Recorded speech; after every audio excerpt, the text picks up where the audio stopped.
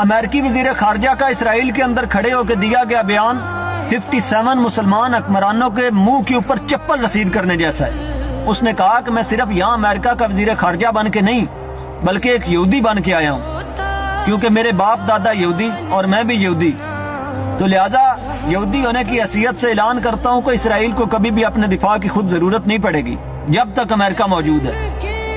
اسرائیل کو ظالم جانتے بوجھتے امریکہ اس کے ساتھ کھڑا ہوا ہے۔ کون سا امریکہ؟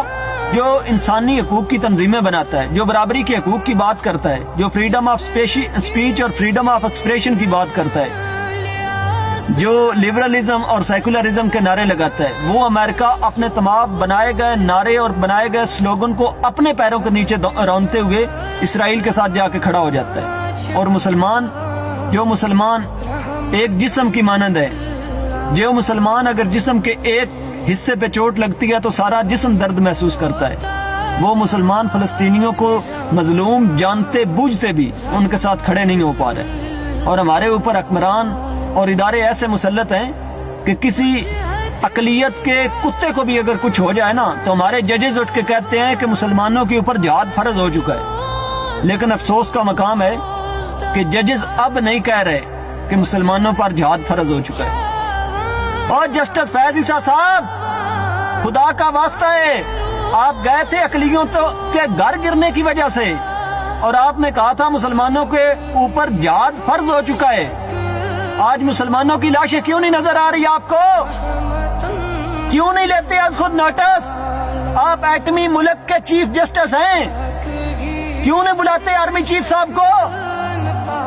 آرمی چیف صاحب، قرآن کی آیات پڑھ کے ترجمے کر کے مغرب کو سنانے سے مغرب کو احساس نہیں ہوتا۔ آپ ایٹمی ملک کے آرمی چیف صاحب ہیں، خدا کا واسطہ ہے فلسطینی مظلوموں کا درد سمجھو۔ جنگی جرائم کر رہے ہیں وہ لوگ ایک پلیٹ فارم پہ آ کے کھڑے ہو کے اسپتالوں کے اوپر حملے کر رہے ہیں، وہ ظالم کے ساتھ جا کے کھڑے ہو رہے ہیں۔ آپ طاقت رکھتے ہوئے بھی مظلوموں کے ساتھ کیوں نہیں کھڑے ہو پا رہے؟ رب کے عذاب کو دعوت دے رہے ہو۔ خدا کی قسم، آج اگر ابابیل آئیں گے نا تو پتھر تم لوگوں کے اوپر برسائے جائیں گے، اور ایک دن فیس تم لوگوں نے کرنا ہے ان لوگوں کو بھی۔